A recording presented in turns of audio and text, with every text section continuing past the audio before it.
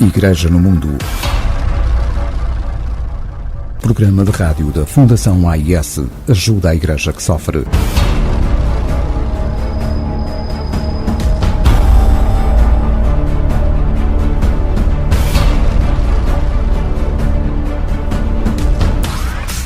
Porque há uma Igreja que sofre, que precisa da nossa ajuda.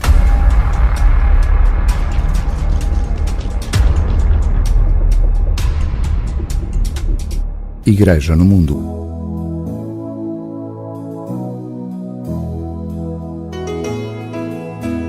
Olá, sejam muito bem-vindos à Igreja no Mundo, o programa da Fundação AIS, ajuda a Igreja que sofre. Sou o Paulo Aido e espero contar com a sua companhia aí desse lado durante os próximos 50 minutos. Na semana passada levámos até si a segunda parte de um programa especial de balanço de 2016. Feito esse balanço, hoje vamos regressar, se assim o podemos dizer, ao registro habitual de Igreja no Mundo, em que refletimos aqui sobre o que de mais significativo aconteceu na semana que passou, com entrevistas e depoimentos de homens e mulheres comprometidos com a Igreja, comprometidos nesta missão que também deve ser sua, que deve ser seguramente de todos, de ajudar os cristãos perseguidos, de ajudar a Igreja que sofre.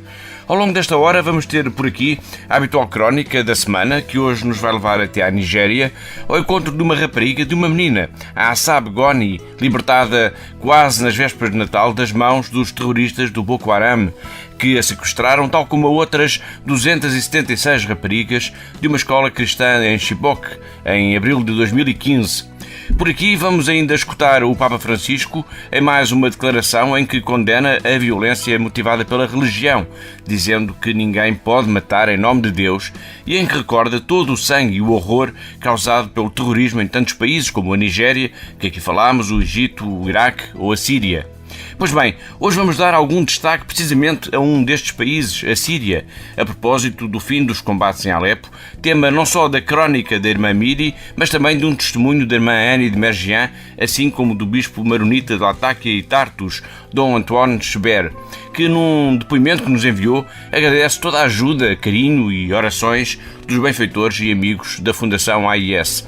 Igreja no Mundo não poderia deixar de fazer referência à morte, na semana que passou, de duas personalidades que, à sua maneira, marcaram a vida dos portugueses. Estou a falar do médico Daniel Serrão e, claro, do ex-presidente da República, Mário Soares, que entre os muitos cargos que ocupou foi também presidente da Comissão da Liberdade Religiosa. Para me ajudar a lembrar os percursos de Daniel Serrão e de Mário Soares e também para ajudar a situar os convidados, as entrevistas e as histórias que vamos trazer aqui à antena, conto com a presença aqui em estúdio da diretora da Fundação AIS em Portugal, que aproveito para saudar desde já. Olá, Catarina. Olá, Paulo. Para já vamos então acolher o nosso primeiro convidado. Hoje será a vez de Dulce Pontes. A sua voz extraordinária é bem conhecida e admirada não só aqui em Portugal, mas também lá fora, junto de todos os que tiveram já a oportunidade de escutar algumas das canções em que emprestou o seu enorme talento, como é o caso desta estranha forma de vida que vamos ouvir agora mesmo. Até já. Igreja no Mundo.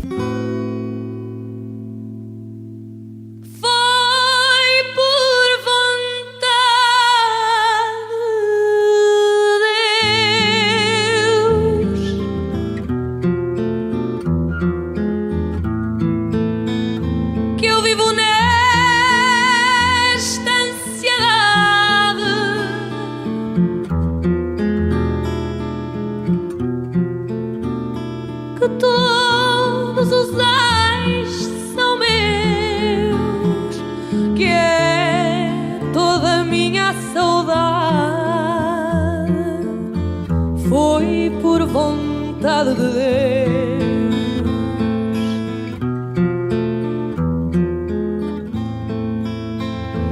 Que estranha forma de vida,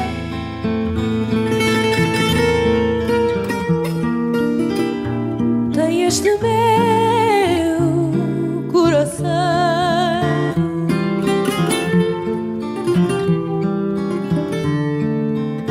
Um fio de vida perdi, lhe daria o conselho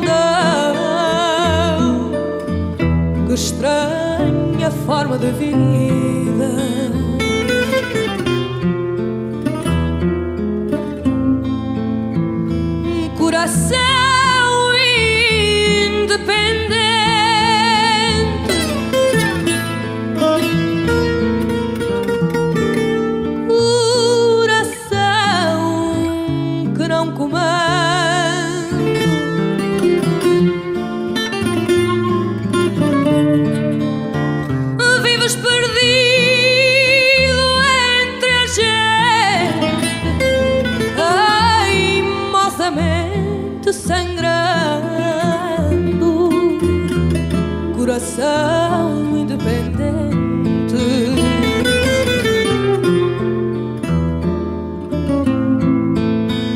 Eu não te acompanho mais.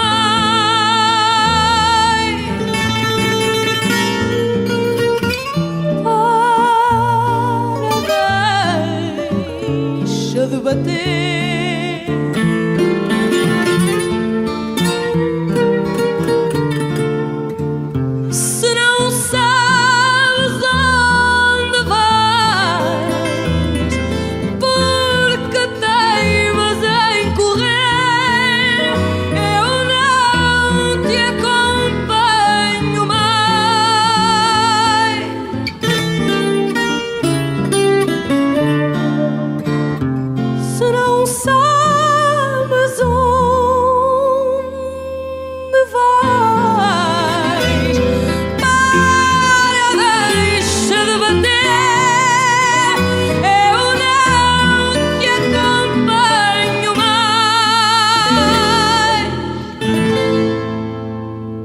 Igreja no Mundo.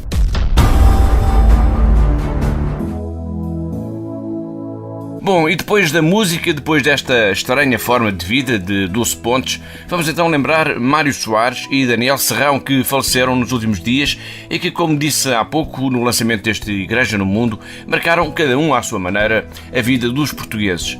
E mesmo o Mário Soares, que se dizia laico, republicano e socialista, não deixou a Catarina, num dos inúmeros cargos que ocupou na sua longa vida pública, de lutar também pela defesa da liberdade religiosa. Aliás, isso mesmo foi destacado, Paulo, numa nota da Conferência Episcopal, em que os nossos bispos sublinharam o papel relevante de Mário Soares na defesa das questões da liberdade religiosa, em particular, e de forma mais geral na defesa de todas as liberdades, que são a expressão dos regimes democráticos, de que foi também um defensor. Nessa nota de homenagem da Conferência Episcopal Portuguesa ao antigo Presidente da República, os bispos afirmaram que quiseram assim exprimir uma homenagem agradecida a quem, ao longo de uma vida de 92 anos, muito ajudou a implementar a democracia e os seus valores no nosso país. Nessa nota é feita depois, Catarina, a referência ao papel desempenhado por Mário Soares na questão que eu referi há pouco, da defesa da liberdade religiosa. Exatamente, Paulo. Os bispos portugueses recordam a dedicação do antigo chefe de Estado como Presidente da Comissão da Liberdade Religiosa, que foi instituída para a defesa da liberdade de consciência, de religião e de culto de todos os cidadãos. E depois referem que Mário Soares defendeu quando ocupou esse cargo. A primeira vez foi em 2007, deixo já agora aqui essa nota, e depois, mais tarde, seria reconduzido a presidir esta Comissão da Liberdade Religiosa em 2011. Precisamente, e os bispos, na nota da Conferência Episcopal, salientaram que Mário Soares, durante o tempo em que exerceu esse cargo, defendeu os princípios de liberdade, igualdade, cooperação, respeito e tolerância entre todas as religiões legalmente reconhecidas no nosso país, consciente que, e aqui os bispos citam o próprio Mário Soares, as religiões são instrumentos de paz, de civilização e de diálogo entre os povos. Mas não foram apenas os bispos portugueses que destacaram o papel de Mário Soares na defesa da liberdade religiosa. Também do Vaticano chegaram ecos da importância da sua vida para Portugal e para o espaço europeu ao longo das últimas décadas. De facto, também o jornal Observatório Romano, o jornal oficial do Vaticano, destacou o papel de Mário Soares como uma das principais figuras políticas do socialismo português e europeu e protagonista da vida pública durante 40 anos.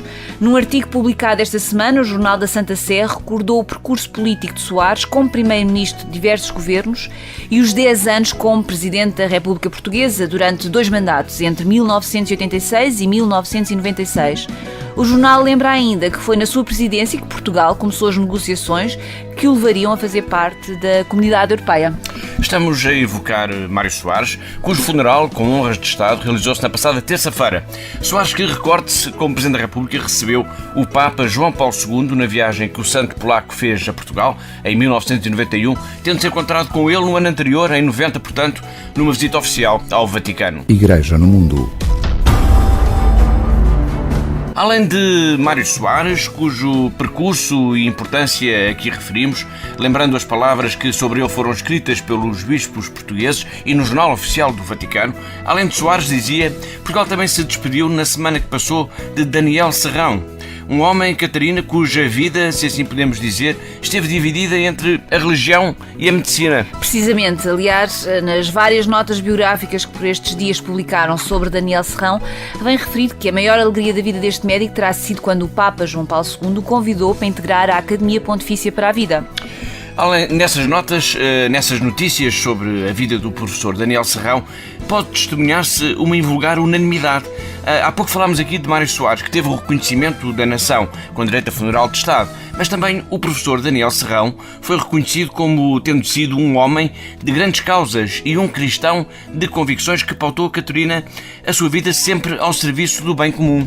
E esse reconhecimento, Paulo, foi expresso claramente por Dom António, o bispo do Porto, que num texto de agradecimento pela vida do professor Daniel Serrão lembrou que ele foi o iniciador da bioética em Portugal e foi, como já aqui lembrámos, membro do Conselho Pontifício das Ciências da Vida, por indicação pessoal do Papa João Paulo II. Nessa nota, que outras referências fez Dom António sobre o professor Serrão?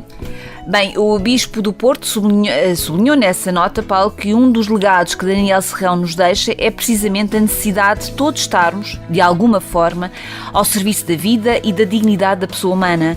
Dom António fez um retrato muito sentido do professor Serrão, dizendo que ele foi uma pessoa dotada de uma inteligência brilhante, de um coração generoso, de uma vontade determinada e de uma fé esclarecida, e que com tudo isso nos ajudou a encontrar coragem nas horas de sofrimento, a escutar Deus em todos os acontecimentos e a trabalhar sem descanso e sem desânimo na construção de um mundo melhor. Igreja no mundo. Daniel Serrão e Mário Soares, duas personalidades que marcaram e vão seguramente continuar a marcar a vida de Portugal e dos portugueses.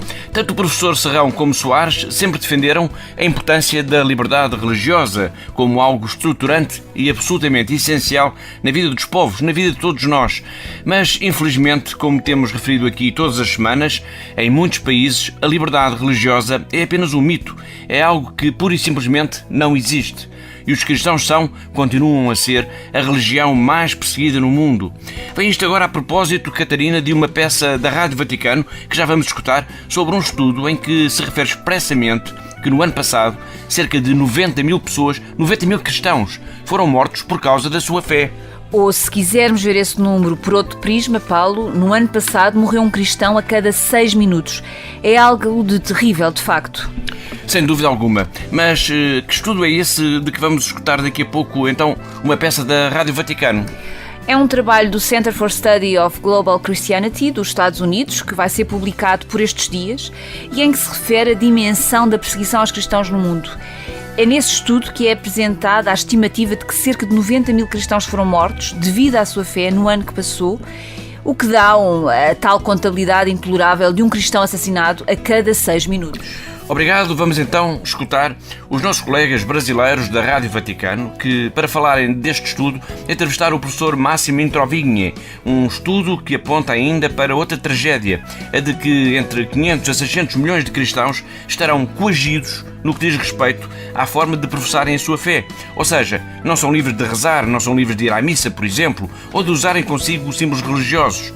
Vamos então ouvir o professor Massimo Introvigne ao canal brasileiro da Rádio Vaticano. L'autorevole Center for Study of Global Christianity il mese prossimo pubblicherà la sua O reconhecido Center for Study of Global Christianity publicará no próximo mês a sua estatística 2016, que fala de 90 mil cristãos mortos pela sua fé, um morto a cada 6 minutos, um pouco menos do que os 105 mil mortos há 2 anos. Deste 70%, 63 mil, foram mortos em conflitos tribais na África. O centro estadunidense os inclui na estatística porque considera que, em grande parte, trata-se de cristãos que se recusam a pegarem armas por razão de consciência. Os outros, 30%, ou seja, 27 mil, derivam, pelo contrário, de atentados terroristas, destruição de povoados cristãos, perseguições governamentais, como no caso da Coreia do Norte. Mas, em relação aos cristãos perseguidos em todo o mundo, existe alguma estimativa? Mettendo insieme statistiche di almeno 3 diversi centri di ricerca degli Stati Uniti e anche del mio, il CESNUR. Confrontando as estatísticas de pelo menos 3 diversos centros de pesquisa dos Estados Unidos e também o meu, o CENSUR, E comparando os dados de 102 diferentes países, as estimativas variam de 500 a 600 milhões de cristãos que não podem professar a própria fé de modo totalmente livre. Sem querer esquecer ou diminuir os sofrimentos dos membros de outras religiões, os cristãos são o grupo religioso mais perseguido no mundo. Alguém pode ficar perplexo diante das estatísticas, pois, em algum lugar, o Center for Study nos dá esta cifra de 90 mil, enquanto outros nos falam de alguns milhares, outros ainda de algumas centenas. Quando as discrepâncias são assim grandes, é claro que estão sendo consultadas fontes diversas. Quem conta as pessoas colocadas diante conscientemente a trágica escolha, ou renegues a tua fé, ou morrerás, conta a cada ano centenas. Quem tem uma noção um pouco mais ampla, não candidatos à beatificação, mas pessoas que consideram que poderiam ser mortas realizando certos gestos ou práticas de fé, fala de algumas milhares. Se, porém, se fala que são mortas no sentido estreito, porque são cristãs, então chegamos aos 90 mil, ou seja, um morto a cada 6 minutos. Igreja no mundo. Um cristão é morto a cada 6 minutos por causa da sua fé. Terrível esta dimensão da perseguição religiosa, terrível e tantas vezes ignorada. Quem tem procurado denunciar esta tragédia tem sido o Papa Francisco. Não há dia ou semana em que ele não fale das questões da perseguição religiosa, da perseguição aos cristãos. Ainda esta semana o fez. Numa cerimónia no Vaticano, perante o corpo diplomático, o Santo Padre denunciou desta vez, Catarina, o terrorismo, em especial o terrorismo dos que usam o nome de Deus para justificarem a violência extrema. Exatamente, Paulo. O Papa disse, nesse encontro com os embaixadores acreditados na Santa Sé, que a religião tem sido usada como pretexto para a violência e referiu mesmo a alguns países que têm sido vítimas deste terrorismo. Quais foram esses países referidos pelo Papa Francisco? Foram vários e não deixa de ser curioso, Paulo, referir esse pormenor.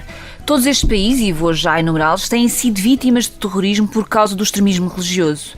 E pode constatar-se que este terrorismo é mesmo uma ameaça global. Não estamos a falar de países distantes, de algo que se passa muito longe de nós, não. Bem pelo contrário, alguns destes países são nossos vizinhos aqui na Europa e as vítimas deste terrorismo também são cristãos. Os países referidos pelo Santo Padre são o Afeganistão, o Bangladesh, Bélgica, Burkina Faso, Egito, França, Alemanha, Jordânia, Iraque, Síria, Nigéria, Paquistão, Estados Unidos, Tunísia e Turquia. Vamos então escutar as próprias palavras do Papa Francisco, aqui recolhidas, uma vez mais, pelos nossos colegas brasileiros da Rádio Vaticano, a denunciar este terrorismo que parece tão difícil de derrotar. Que usam i bambini per uccidere, come in Nigeria. Prendono di mira chi prega, come nella cattedrale copta del Cairo. São gestos vis que usam as crianças para matar, como na Nigéria. Tomam de mira quem reza, como na Catedral Copta do Cairo. Quem viaja ou trabalha, como em Bruxelas. Quem passeia pelas ruas da cidade, como em Nice e Berlim. Ou simplesmente quem festeja a chegada do Ano Novo, como em Istambul. Faccio perciò appello a tutte le autorità religiose perché siano unite nel ribadire con forza che non si può mai uccidere nel nome di Dio. O pontífice faz um apelo a todas as autoridades religiosas para que se mantenham unidas em reiterar que nunca se pode matar em nome de Deus. O terrorismo fundamentalista, afirma, é fruto de uma grave miséria espiritual que muitas vezes aparece associada a uma notável pobreza social. Foi o Papa Francisco a apelar a todas as autoridades religiosas em todo o mundo para que se mantenham unidas, reiterando que nunca se pode matar em nome de Deus. Na breve declaração que acabamos de ouvir, o Papa referiu expressamente a utilização de crianças em atentados terroristas, como na Nigéria. Ora bem, a Nigéria é um país recorrente aqui em Igreja no Mundo por causa, essencialmente, da atuação do Boko Haram, um grupo terrorista islamita que pretende a instauração de um califado no nordeste do país e para isso tem recorrido à violência mais atroz desde 2009. Um dos alvos preferenciais desta campanha de terror tem sido precisamente a comunidade cristã. Chamo agora a antena a Pilar Rocha. Ela vai contar-nos a história de uma menina, de uma rapariga, que esteve em cativeiro às mãos do Boko Haram durante 30 meses. Durante todo este tempo, Assab é o nome desta rapariga, viveu num sufoco permanente depois de ter sido sequestrada em Chibok em abril de 2014. A sua história e das outras 276 raparigas raptadas como ela de uma escola cristã correu o mundo. Ela foi libertada agora, mas infelizmente para muitos outros nigerianos a vida continua numa verdadeira prisão. Esta é a história da semana que vamos ouvir agora, já de seguida pela Pilar Rocha.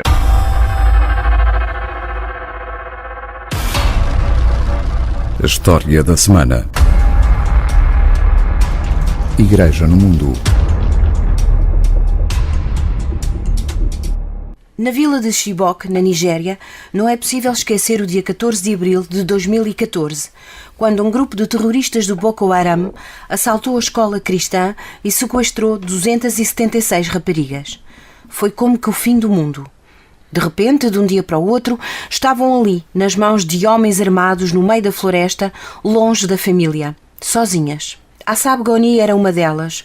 Com o passar do tempo, Assab foi perdendo a esperança de que alguma vez iria regressar a casa. Quando soube, em outubro, que ia ser libertada graças a negociações da Cruz Vermelha, nem queria acreditar que o pesadelo estava a chegar ao fim. Mas não era um sonho. O reencontro com a família foi emotivo. Regressar a casa foi a melhor prenda que alguma vez poderia imaginar.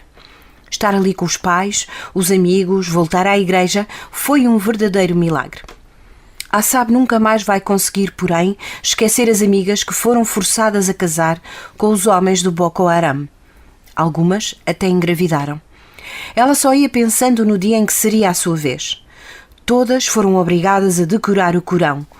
Todas foram obrigadas a dizer que renunciavam a Jesus. Todas foram violentadas física ou mentalmente. Todas foram escravizadas. A história destas raparigas é apenas um exemplo da tragédia maior por que têm passado os cristãos da Nigéria. Desde 2009, quando começaram os ataques do Boko Haram, pelo menos 20 mil pessoas foram mortas e quase 3 milhões foram forçadas a fugir das suas casas, no que é considerada como uma das maiores crises humanitárias dos tempos modernos. Infelizmente, para muitos nigerianos, para muitos cristãos, a vida continua uma verdadeira prisão. E uma das maiores tragédias é que quase ninguém fala disso. Segundo Dom Joseph Bagobiri, da Diocese de Kafanchan, além do terrorismo do Boko Haram, as populações têm sido também vítimas da violência dos Fulani, um grupo de pastores nómadas quase desconhecido no Ocidente, mas que têm levado o horror a vilas e aldeias, destruindo tudo à sua passagem. Só desde setembro, diz este prelado à Fundação AIS, 53 aldeias foram queimadas, 808 pessoas assassinadas, 1422 casas e 16 igrejas destruídas. Assab foi agora libertada do jugo do Boko Haram. Ela foi libertada e as suas lágrimas foram por isso de felicidade. Mas quantas pessoas haverá ainda na Nigéria que vivem subjugadas pelo medo, apenas por serem cristãs e de que ninguém fala? Para muitos nigerianos, para muitos cristãos, a vida neste país é uma prisão. Eles precisam da nossa ajuda, das nossas orações. Eles precisam de saber que não estão sós, que podem contar connosco.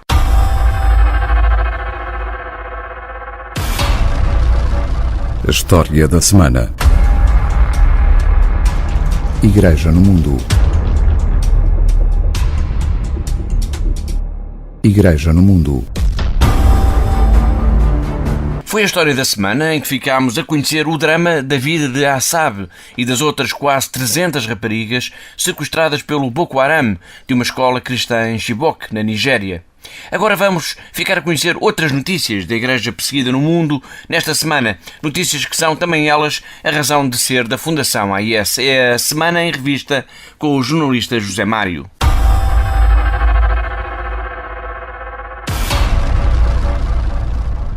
A Semana em Revista. As notícias da Igreja que sofre.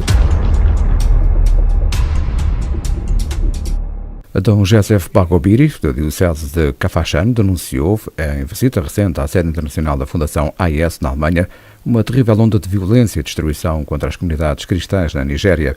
Segundo este prelado, além do terrorismo do Boko Haram, que tem deixado as suas marcas de morte e destruição no norte do país desde 2009, as populações têm sido também vítimas de violência dos Fulani, um grupo de pastores nómadas quase desconhecido no Ocidente, mas que tem levado o horror a vilas e aldeias, destruindo tudo à sua passagem. Só em setembro, disse este prelado à Fundação AIS, 53 aldeias foram queimadas, 808 pessoas assassinadas, 57 feridas, 1.422 casas e 16 igrejas foram destruídas. Inicialmente, os Fulani eram um grupo de pastores nómadas que mantinham algum conflito com os agricultores da região. Nos últimos tempos, porém, tudo parece ter mudado. As armas artesanais que usavam foram substituídas por metralhadoras e parece existir um plano de ataque às comunidades cristãs, um plano de quem junta o ódio religioso, como o Boko Haram, aos que ambicionam as suas terras e propriedades. O bairro cristão de Al-Sukar, situado na zona oriental de Mossul, foi libertado no passado domingo pelas forças militares lideradas pelo exército iraquiano. Segundo a agência Fitch, que cita o site ankawa.com, o bairro, que tem pelo menos 700 casas de proprietários cristãos, algumas das quais haviam sido ocupadas por jihadistas na cidade, passou a ser também como que a capital do autoproclamado Estado Islâmico. No bairro de Al-Sukar, as casas dos cristãos, na sua maioria abandonadas pelos proprietários, quando a cidade caiu nas mãos dos jihadistas, no início de julho de 2014, foram assinaladas uma a uma, permitindo a sua ocupação por outras pessoas.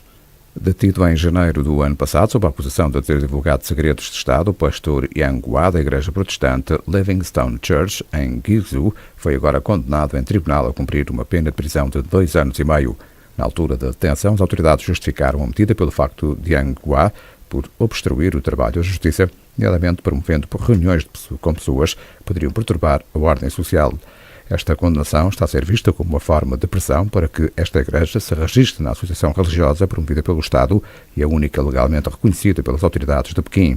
Diversos grupos armados considerados rebeldes ameaçaram suspender a sua participação nas negociações de paz agendadas para o fim do mês em Astana, no Cazaquistão, acusando as autoridades sírias de constantes violações do acordo de cessar-fogo negociado com o apoio dos russos e turcos.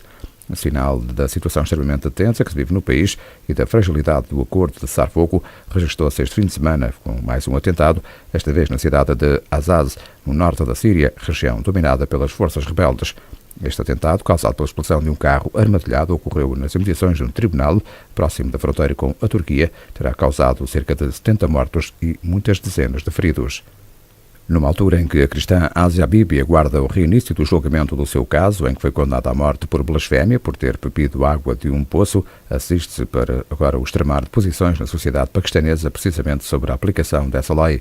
Na passada quarta-feira, a polícia paquistanesa de Lahore prendeu cerca de 150 ativistas muçulmanos radicais que procuravam mobilizar a população local em defesa da lei da blasfémia, que agora se assinala também no aniversário do assassinato do governador provincial que há 6 anos defendeu publicamente a inocência de Asia Bibi.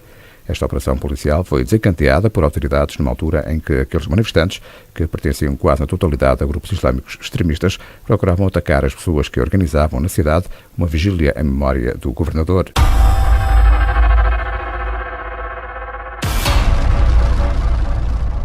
Da Semana em Revista, as notícias da Igreja que sofre.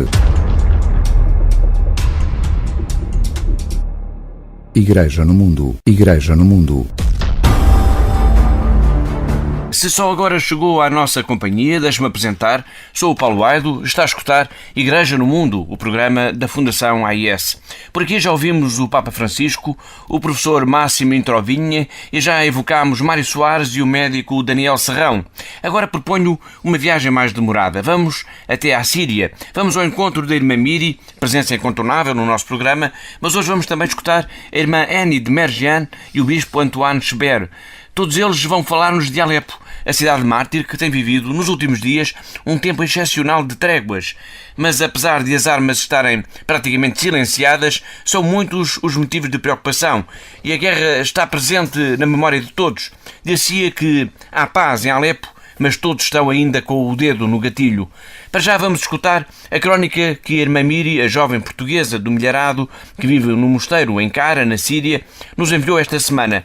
Ela começa assim: a cidade de Alepo foi libertada a 22 de dezembro e as pessoas saíram para as ruas a festejar. Igreja no Mundo. A cidade de Alepo foi libertada no dia 22 de dezembro.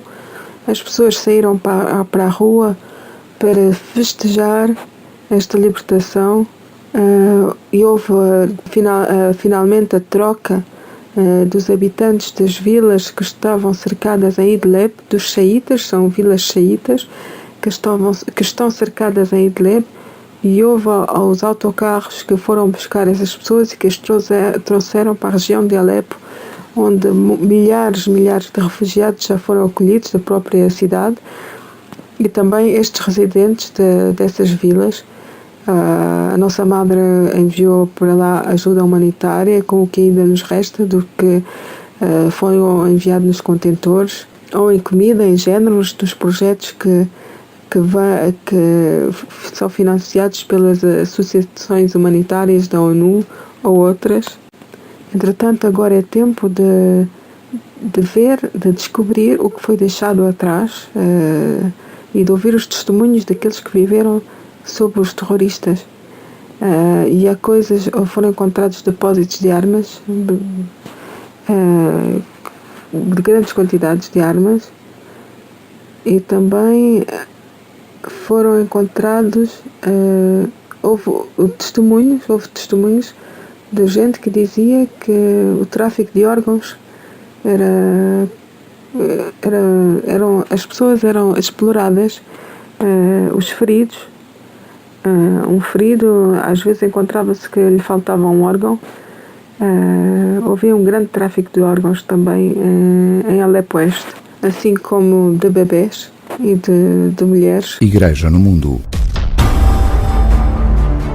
Foi a irmã Miri a dar-nos conta de como foi trágica a vida dos que estavam nos bairros de Alepo controlados pelos chamados rebeldes. Além dos combates, da falta de água, da luz elétrica e da comida, houve tráfico de órgãos, de bebés, de mulheres. Agora proponho que ouçamos o relato da irmã Annie de Mergian, esta religiosa que pertence à congregação das Irmãs de Jesus e Maria e que já esteve em Portugal a convite da Fundação AIS. Enviou-nos um testemunho muito forte de como foi difícil, de como está a ser difícil a vida em Alepo por causa da guerra. Este depoimento, este relato, é bem a prova de como tantos milhares de pessoas, de crianças, de mulheres e homens, estão em sofrimento, têm medo, perderam entes queridos, estão de luto. Mesmo agora que as armas estão caladas, todas estas pessoas de que a irmã Annie nos vai falar são pessoas em lágrimas, são pessoas assustadas que precisam da nossa ajuda. We don't know when our life will end. Não sabemos quando é que a nossa vida vai acabar. Há riscos e perigos em todo o lado.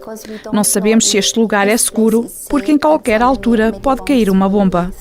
As pessoas estão realmente com medo, porque cada vez que saem não sabem se irão voltar e se serão vítimas de uma bomba, se serão mortas, se ficarão feridas. Para mim, é muito difícil estar sempre a dizer adeus a pessoas que amamos, com quem trabalhamos e com quem temos uma boa relação. Pode imaginar o sentimento das famílias que perderam os seus filhos, filhas, maridos, mulheres. Como vivem? Todos os lares na Síria têm uma história com uma ferida. Nós tentamos estar presentes e perto do nosso povo, e isso é o mais importante neste momento. Estar presentes e colocar as nossas vidas na mão de Deus. Igreja no Mundo. Foi a irmã Annie de Mergian explicar-nos como é tão intenso, tão forte o sofrimento das famílias de Alepo vítimas da guerra. Agora proponho que escutemos o bispo maronita de Latáquia e Tartus. Esta mensagem que Dom Antoine enviou para a Igreja no Mundo é muito bonita. Mais do que um pedido de ajuda, o que este prelado procura é agradecer o apoio que tem recebido graças à generosidade dos benfeitores e amigos da Fundação AIS. É um muito obrigado comovido em nome de toda a sua comunidade, pois tem sido graças à ajuda da AIS que eles têm recebido comida, artigos sanitários, leite e fraldas para os bebés, bolsas de estudo, aquecimento. É um muito obrigado em nome de todos os sírios que, como vamos ouvir já de seguida, perderam tudo o que tinham e estão de mãos vazias. The big losers are the Syrian community. They lost everything. Perderam tudo. As suas casas foram atingidas e há quem tenha fugido de pijama. Outros ficaram marcados psicologicamente porque viram corpos humanos aos bocados. Nós conseguimos ajudar estas pessoas graças a várias instituições humanitárias, principalmente a Fundação AIS, que se manteve perto de nós apesar de tudo. A vossa presença para nós é muito importante porque nos dão apoio moral e financeiro e especialmente apoio espiritual. being the bishop of the Maronite community in Syria, in Tartus, the Diocese of Latakia. Como bispo na comunidade maronita na Síria, em Tartus, na Diocese de Latakia, quando cheguei à Síria no dia 1 de maio, fiz um apelo à oração e jejum pela paz na Síria. A oração e o jejum têm como objetivo mudar as nossas vidas. Não fazemos jejum como oferta a Deus em troca de paz. Não é assim que funciona. Rezamos e fazemos jejum para mudarmos de vida, para que os nossos corações mudem, para pedir a graça da nossa conversão. In the life of our communities. God bless you and thank you. Foi o bispo maronita de Latakia e Tartus a agradecer a ajuda e as orações dos benfeitores portugueses da Fundação AIS. O nosso programa caminha para o fim, mas temos ainda de regressar ao Vaticano para lermos os últimos tweets que o Santo Padre tem publicado na internet, as famosas mini-catequeses do Papa, e depois vamos dar um salto ainda até Évora para escutarmos Frank Herman, que tem sido como que o voluntário número 1 da delegação da AIS, situada na Igreja de Santa Clara, a fazer-nos um breve balanço deste primeiro ano da presença da ajuda à Igreja que sofre nesta simpática cidade alentejana. Mas para já proponho um intervalo para escutarmos de novo a Dulce Pontes, agora no tema Os Índios da Meia Praia. Até já. Igreja no Mundo.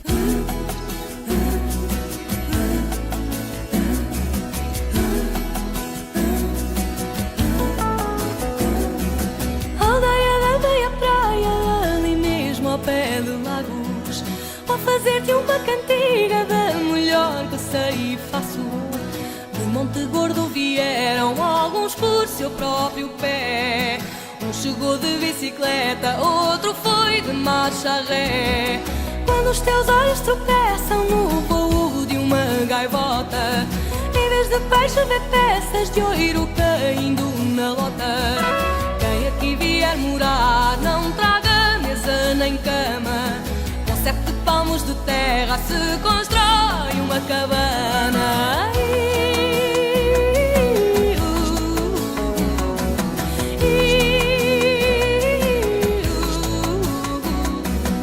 Trabalhas todo o ano na lota, deixam-te nudo, chupam-te até ao tutano, levam-te o couro cabeludo.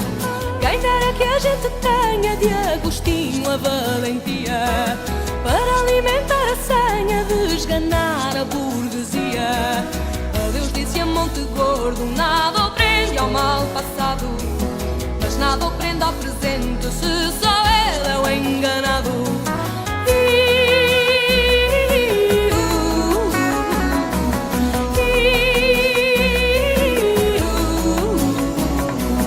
Oito 1000 horas contadas laboraram a preceito, até que veio o primeiro documento autenticado.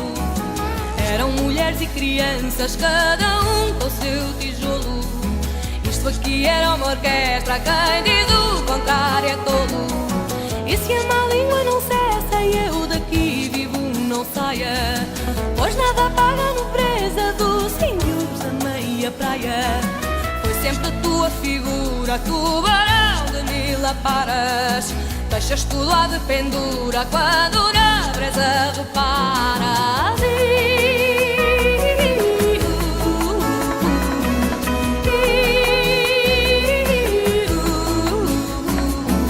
Das eleições acabadas, do resultado previsto, sei o que tendes visto, muitas obras embargadas, mas não por vontade própria, porque a luta continua. Pois é dele a sua história e o povo saiu à rua. Mandadores de alta finança fazem tudo andar para trás. Dizem que o mundo só anda até à frente, nunca para trás.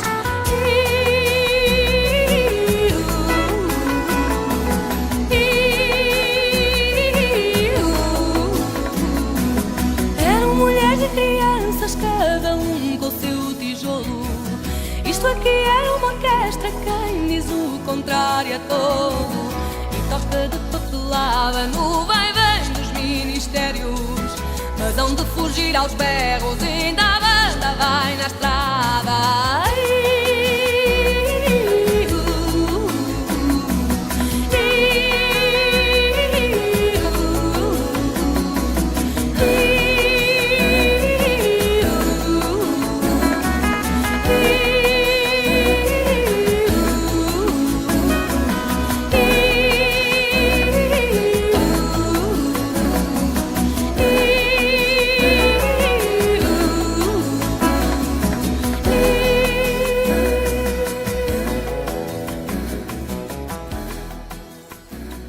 Igreja no Mundo. Foi Dulce Pontes, sempre magnífica, aqui no tema Os Índios da Meia Praia, que fomos buscar ao disco Lágrimas. Igreja no Mundo está mesmo na reta final, mas vamos ainda até ao Vaticano, ao encontro do Papa Francisco. Melhor, vamos ao encontro dos tweets que o Santo Padre publicou na internet e que são, sem qualquer dúvida, uma das imagens de marca do nosso programa. É tempo, pois, para os tweets do Papa Francisco. Os tweets do Papa. Não pode existir paz verdadeira se cada um reclama sempre e somente o próprio direito, sem se preocupar com o bem dos outros. Igreja no Mundo. Que a Virgem Maria nos ajude a seguir Jesus no caminho da fé e da caridade, o caminho traçado pelo nosso batismo. Igreja no Mundo. Quando as mulheres suportam o peso da vida e o drama da violência, o Senhor as quer livres e com dignidade. Igreja no Mundo. Como os magos, também nós caminhamos atentos, incansáveis e corajosos para encontrar o Deus invisível que nasceu para nós. Os tweets do Papa. Twitter@pontifex.pt. Foram os tweets do Papa Francisco e agora vamos então escutar Frank Herman, o voluntário que tem sido, digamos assim, o grande impulsionador da delegação da AIS na cidade de Évora. Uma delegação que abriu portas, Catarina, há um ano. Há mais de um ano, Paulo. Há um ano e quase 3 meses e, de facto, o Frank tem sido o grande dinamizador desta delegação, mas importa recordar que o Grupo de Trabalho Voluntário da Fundação AIS em Évora já vai no 4º ano de existência. Como disse mesmo agora, nós temos uma breve entrevista com Frank Herman. Mas antes de o escutarmos, o balanço que se pode fazer deste ano e 3 meses de portas abertas na Igreja de Santa Clara, em Évora, é, Catarina, muito positivo. Muito positivo, claro. Que mais não fosse, a nossa delegação é uma oportunidade para sensibilizar a população de Évora e também os turistas que passam por lá para um tema tão urgente e tão atual da perseguição aos cristãos. E depois, como aconteceu neste passado domingo com o Concerto dos Reis, o espaço que ocupamos na Igreja de Santa Clara tem vindo a ser usado para conferências, concertos, até momentos de oração. Bastaria, Paulo, que uma pessoa, uma simples pessoa, passasse a fazer parte deste grupo de benfeitores e amigos da Fundação AIS para justificar a nossa presença em Évora. E seguramente foram muitos os que, por causa da nossa delegação no Alentejo, se juntaram a nós. E vão ser seguramente também muitos os que ainda virão ajudar-nos com a sua generosidade e principalmente com as suas orações nesta missão que é de todos, de ajudarmos a Igreja que sofre no mundo. Obrigado, Catarina. Vamos então escutar Frank Herman, o responsável de alguma forma pela delegação da AIS em Évora, num breve balanço deste primeiro ano e quase 3 meses desde que foi inaugurado o espaço na Igreja de Santa Clara, que lembra agora, por curiosidade, teve a presença então, em todas as personalidades, da irmã Annie de Mergian, que ainda há pouco escutámos aqui num lamento pela violência que se tem abatido sobre as famílias cristãs na Síria por causa da guerra civil. O ano passado foi principalmente o primeiro ano de funcionamento da Santa Clara, a Igreja Santa Clara aqui em Évora, como delegação da Fundação AIS, Ajuda a Igreja que Sofre, pela toda a Diocese e pelo sul de Portugal. E tivemos esta concentração, este objetivo de manter esta igreja, esta delegação aberta pelo público. Fizemos acolhimento para muitos visitantes. Foram à volta de 5.000 visitantes durante todo o ano. Foram muitos estrangeiros, turistas durante da altura do verão. E com estas pessoas entraram em grande maioria, primeira vez em contato com o nosso objetivo, a perseguição dos cristãos em todo o mundo e a obra da Fundação AIS ao nível nacional e mundial. E além disso tivemos atividades espirituais. Oferecemos aqui para católicos um curso pela total consagração para Nossa Senhora. Fizemos catequeses para a imposição do escapulário, incluindo a cerimônia de imposição. Também fizemos conferências. No ano passado ainda poucos, porque nossas forças, como já disse, foram concentrados a esta obra, este trabalho de deixar Santa Clara aberto para o povo. E com este balanço tão positivo de Frank Herman sobre o primeiro ano de atividade da delegação da Fundação AIS na Igreja de Santa Clara, em Évora, chegamos ao fim de mais um Igreja no Mundo, um programa onde, além de Frank, escutámos o Papa Francisco, Dom Antoine, o Bispo Maronita de Latáquia e Tartus, as irmãs Miri e Anne de Mergian e o professor Máximo Introvigni. Por aqui, evocámos, com a ajuda da Catarina Martins, a diretora da AIS em Portugal, que esteve comigo em estúdio, o professor Daniel Serrão e o ex-presidente Mário Soares, cujos funerais se realizaram na semana que passou. Este programa teve também a colaboração de José Mário, Pilar Rocha, José Simões e Félix Lungo, que muito agradeço. A música foi-nos servida pela Dulce Pontes, de quem ouvimos os temas Os Índios da Meia Praia e Estranha Forma de Vida. Igreja no Mundo, um programa com a chancela da Fundação AIS, pode ser escutado em 23 rádios. Sim, ouviu bem. A partir desta semana já são 23, com a adesão da Rádio Adgentes, dos missionários da Boa Nova, a quem viu daqui e a todos os seus ouvintes, claro, um caloroso abraço. Pois dizia, o nosso programa, Igreja no Mundo, é escutado numa rede de rádios locais e regionais que se estende de norte a sul de Portugal continental, Madeira, Açores e em Moçambique. Para mim, Paulo Aido, foi um gosto, como sempre, saber que esteve aí desse lado, na nossa companhia. Despeço-me com amizade. Até ao próximo programa. Até à próxima semana, se Deus quiser. Igreja no Mundo. Programa de rádio da Fundação AIS. Ajuda a Igreja que sofre.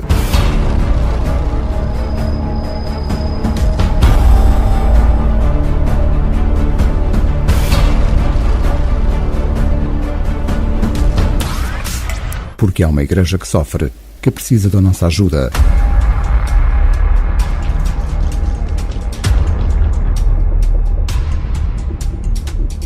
Igreja no Mundo.